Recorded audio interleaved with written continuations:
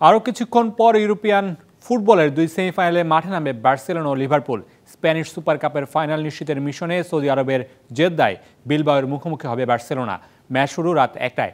আর রাত 2টায় English league কাপের সেমিতে Tottenham হটস্পারের মুখোমুখি হবে লিভারপুল।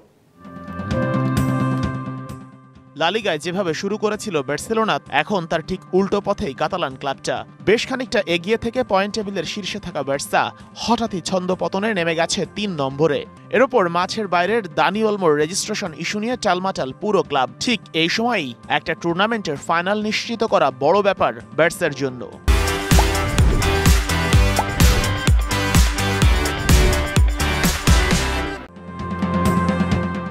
ঝামেলা যতই থাকুক, বিলবাওকে হারানো বার্সার জন্য কঠিন হওয়ার কথা নয়। শেষ ম্যাচেও ফ্লিকের ছেলেরা ওদেরই হারিয়েছে 2-1 গোলে।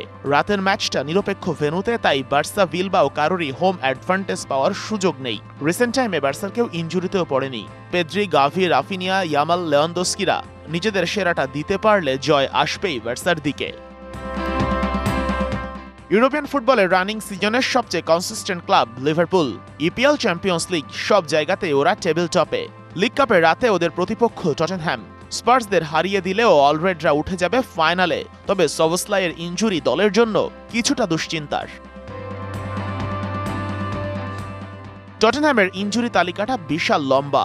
সেরা সেন্টার ব্যাক কুতি রোমেরো বেশ কিছুদিন ধরেই মাঠের বাইরে। ওর পার্টনার ফন্টেন ফেনের অবস্থাও একই। তবে সন, ক্লুসেভস্কি, ম্যাডিসনরা পাল্টে দিতে পারে ম্যাচের মোড়।